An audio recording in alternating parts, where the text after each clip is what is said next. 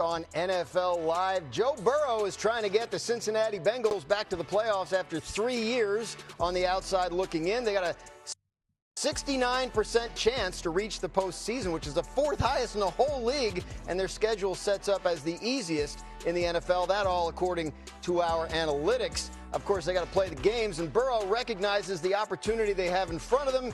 Here's what he had to say about the team's mindset in camp. A lot of urgency this year. Certainly, we have everything we need. We're deep at just about every single position on the team. We've talked in the locker room this year about, years past, you wonder who's going to make the team, and it was top heavy. This year, it's guys that were once that top level that were, they're on the team for sure now. This is the first year that is really the case. It's an exciting place to be when you have too many good players. We're going in expecting to win every game that we step foot on the field. Obviously, you want to win a Super Bowl, and that's certainly the plan. But you got to take it one day at a time, 1 week at a time. And I'm excited for the journey. Adam, what more can you tell us about the confidence that's building out there in Cincinnati? Well, Joe Burrow himself has said this is the most talented roster that he has seen in Cincinnati. They say it is reminiscent of the summer where they had the LSU national championship team before they started practice. They could just see the talent everywhere. And it's not just the talent. It's set up for the Bengals to have a big year. If you look at the schedule this upcoming season, it is as soft as any teams in the league. Now, you never know how a schedule is going to shake out, but looking at it on paper in June, there is no way the Bengals shouldn't be a playoff team next season if these players stay healthy. If they stay healthy, there's no reason they wouldn't make the playoffs and make a deep run into the playoffs. Hawk, what gives you optimism that Cincinnati can turn it around, get back to the playoffs, and make a run this year? It's that this front office bolstered their defense without overreaching. Like the players that they got Dexter Lawrence in a headliner trade, Boye Mafe, Jonathan Allen, which should allow players like Myles Murphy and Shamar Stewart to take a leap this year. Also takes a pressure off of that second level, which they didn't do much at, but they feel like what they did at the defensive front will assist that. They bring in Brian Cook at safety to pair with Jordan Battle. DJ Turner was already playing at a Pro Bowl level. Dax Hill came on strong at the other corner late last season. So I think this defense is going to be much improved. And to Adam's point, you pair that with a weak schedule. Yes, the Cincinnati Bengals are going to be contenders again. Yeah, Hawk, you mentioned Dexter Lawrence. I'm told he's been as advertised so far in the building. He set a tone. He was there throughout OTAs and minicamp. Really happy to be a Bengal, which is exactly what they wanted, because he wanted two things, a new deal and new relationships. After that Giants trade, he got both in Cincinnati. They feel like they have a good 5 to 6 man rotation now on that defensive line. Because on the other side, they figure now that they've stabilized the offensive line that they feel better about that. They'll be just fine on offense, as we've seen. They'll be able to move the ball. But it's the defensive side that's been the issue the last 2 years. They feel like at the very worst, if they can just be even an average defense, that the offense will take care of the rest. Yeah. So true. It's why I love what Hawk said about the moves that they made. They didn't overextend, right? They never really backed themselves into a corner in a really, fragile, top-heavy way. Like sometimes you can overextend, and it really, you're really putting pressure on. This isn't an example for the Rams. This is the name that comes to mind, Myles Garrett, where you're really hoping Myles Garrett makes a huge difference. Otherwise, like, this isn't going to work out. Or sometimes you overextend and you're mortgaging your future, and right now the future doesn't matter for the Cincinnati Bengals. In this situation, they didn't overextend. That makes them like a team that could be great but fragile, right? Like everything kind of needs to align. I don't think that, and that's what Joe Burrow was kind of talking about. He feels comfortable with the amount of depth and therefore resiliency that they have, and I think that matters significantly. But before we jump into it, Cincinnati Bengals fans, please do not forget to subscribe and watch the full length of the video. When you guys do that, views go through the roof, subscribers go through the roof, and it's not about chasing views, it's not about chasing subscribers, it's about being able to create Cincinnati Bengals content that people genuinely want to watch and discuss, so we can keep having the most unbiased, grounded, honest conversation. About the Bengals. It makes such a huge difference to watch the full length of the video, and I would really appreciate it. So yeah, this schedule, this is why when I made the joke that I said I'm already doing a victory lap, which triggered people, I have no idea why, but the schedule, right, when I first saw the schedule I said wow, I was like, I believed in the Bengals so much going into the season, and then I see the schedule release and you see how it's all set up and I'm like, this is it. And prior to that I was making other videos cause I have a tendency to kind of downplay the schedule, just some of these other factors that people always try to make it out to be like the most important thing under the sun. I'm always like yeah, whatever, at the end of the day it's football, you got to play, you got to ball, you got to perform, but there's two big points that I want to drive home, because what I'd said as soon as I saw the Bengals schedule, it was really like, listen, the schedule matters to me as much as if it could be leveraged for the 1 seed. Right? If you have an easy schedule and you just like, again, of course it could help you win the division or get the 3 seed instead of the 4 seed, something like that.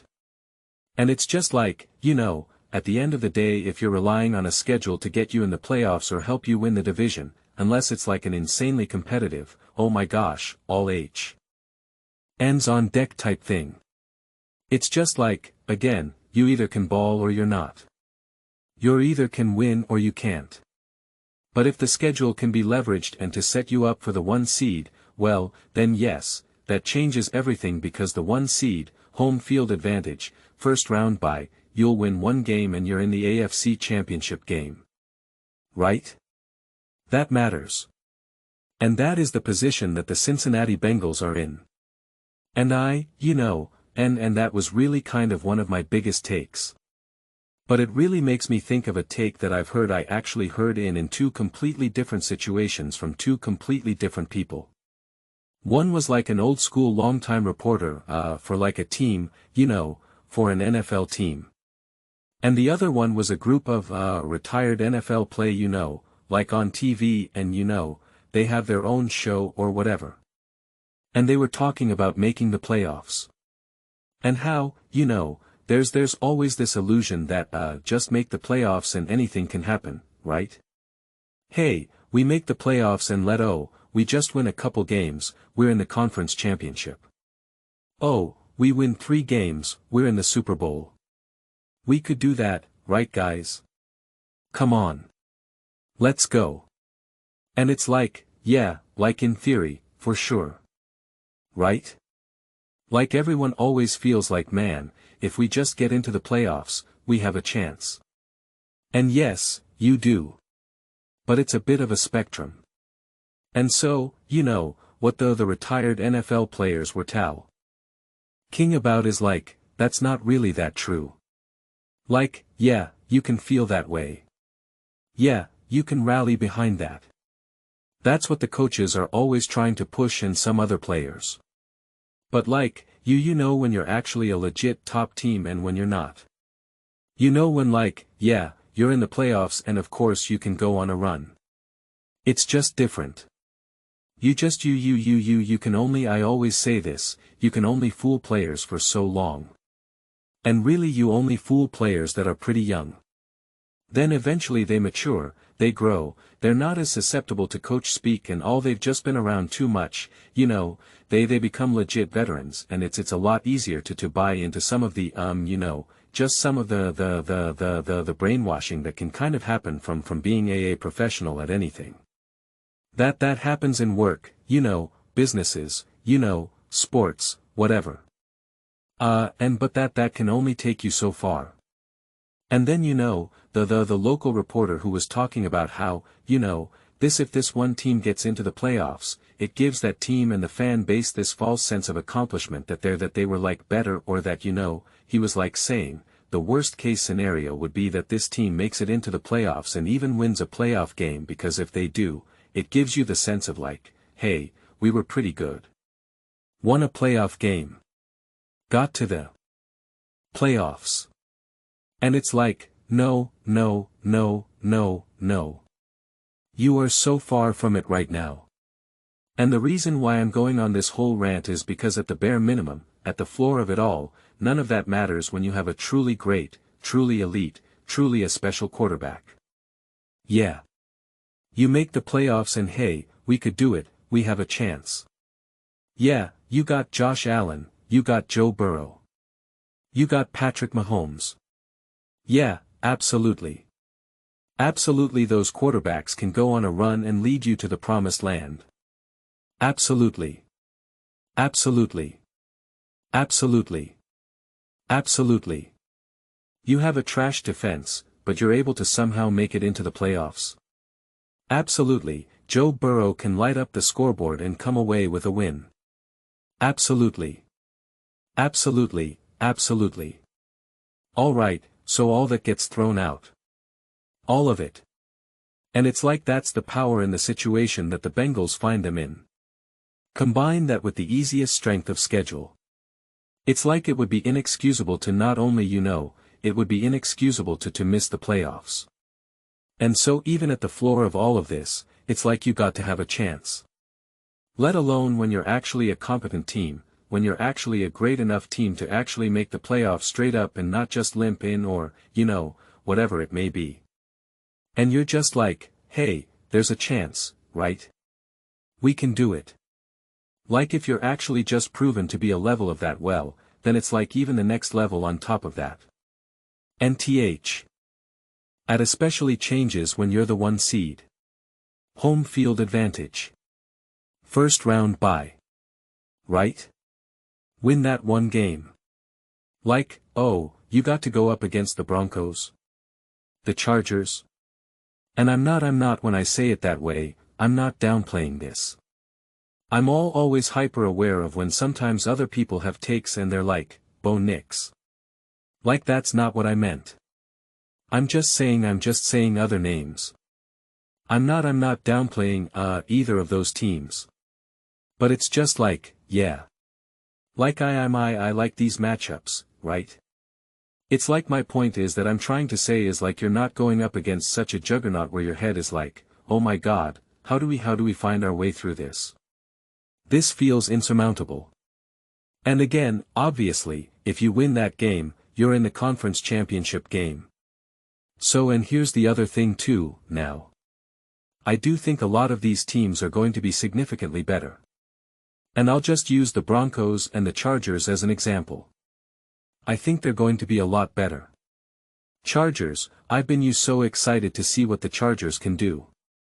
Let's just use the Chargers as an example because I'm very convinced that the Chargers are going to make a huge step forward.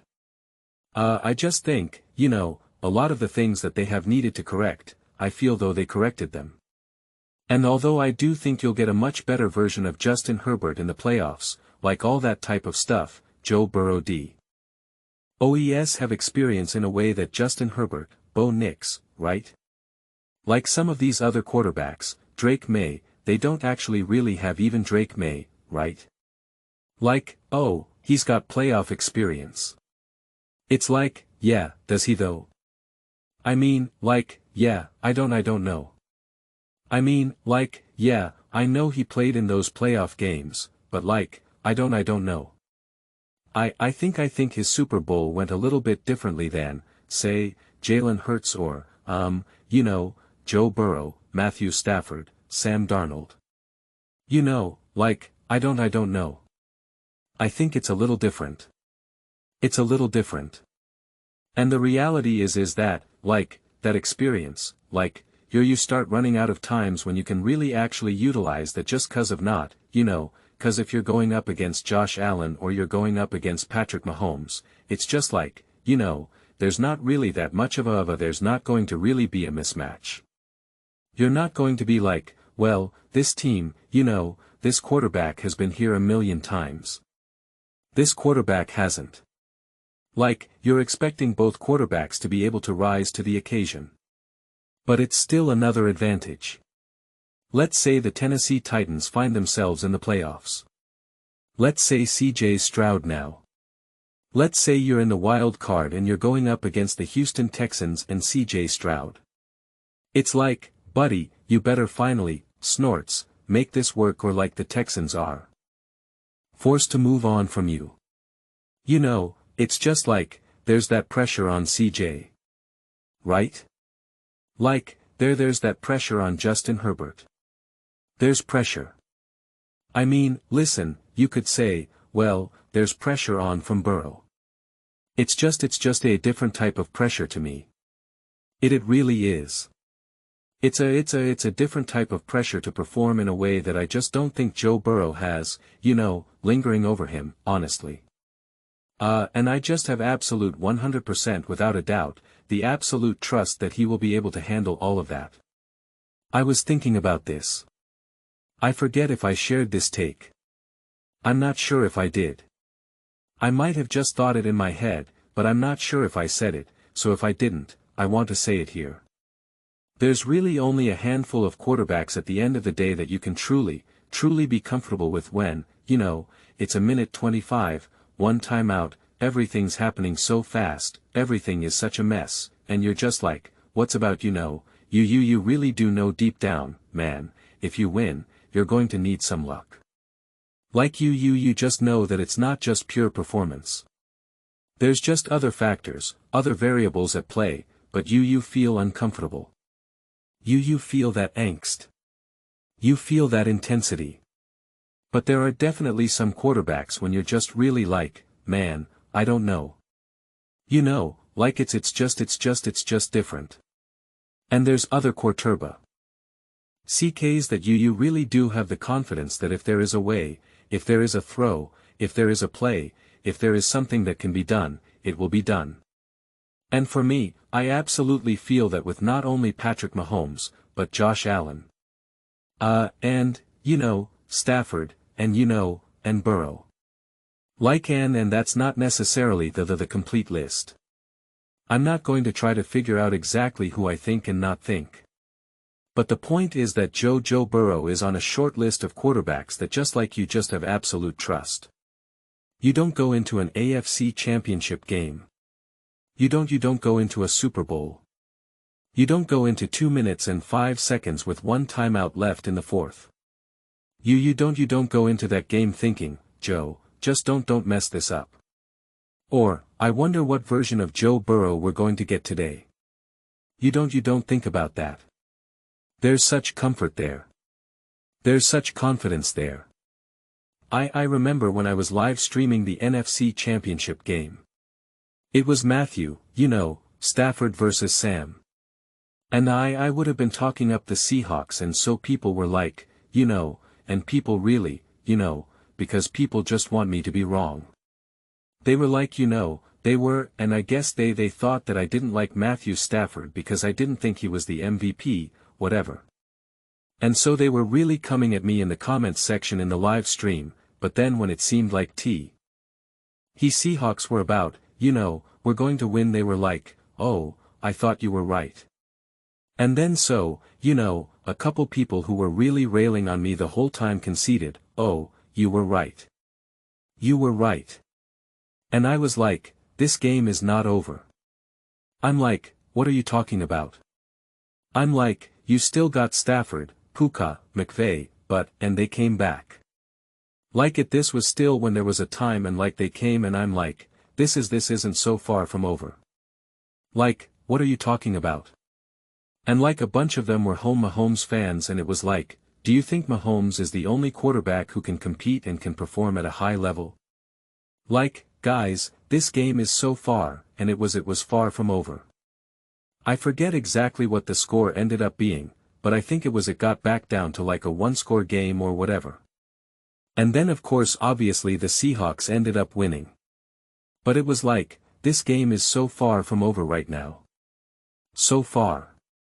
And at that point after the Rams scored, it really gave me the feeling of the Rams are about to win this game. I'm like, I can't believe it. I can't believe the Seahawks just blew this. They're about to win. And now, now everyone's going to yell at me. And so it's just that's the power that Joe Burrow brings to this team. Right? That's the power. So, when you combine all of these things of the opportunities in the playoffs, everyone's got a chance, leverage for first seed, strength of schedule, right? When you just look at all of these more unique variables and other things that are at play in any given season, you just automatically push Joe Burrow's chips to the middle of the table. And the Cincinnati Bengals that is at the end of the day continues to be like the ultimate superpower that a truly elite quarterback brings to the table. That you can't say about even other cuz we'll say about it are you better off with Dak Prescott or paying him a lot less money or Baker Mayfield on a $100 million deal or Sam Darnold? Right? Do you start to think well, there is something to that, right? There is. But at the end of the day, it's you can go all in behind Joe Burrow in a way that you just simply cannot do with a Dak Prescott or Baker Mayfield. Right? You just can't do. You just can't do. And so, at the end of the day, it's just that's what makes me feel so great about the Bengals. You then combine it with everything else. You combine with the upgraded defense. You combine it with the strength of schedule, ideally the health of this team, the defensive coaching. You start to feel really good and put it together. And one of the ways how I know I'm right, hey, AFC champions, 1981, 1988, 2020, I almost said 1921, 2021. Joe Burrow. Joe Burrow. Joe Burrow. This team W. As nothing 4 decades. 4 literal decades. Joe Burrow. Joe Burrow. Joe Burrow. But those are just my thoughts. I'd absolutely love to hear yours. What do you guys all think about Joe Burrow and the Cincinnati Bengals? And the hype is starting to get really, really high. It was already high before, and I feel a couple weeks ago everybody started to really talk about the Bengals as much as possible, started sinking in, and that makes sense, but now it feels there's less consistency in the hype and in the content, and cause we were really being fed a lot of Cincinnati Bengals stuff. It was easy for me to make Bengals videos and I was I love it. Let's keep going. Now it feels the volume though is louder.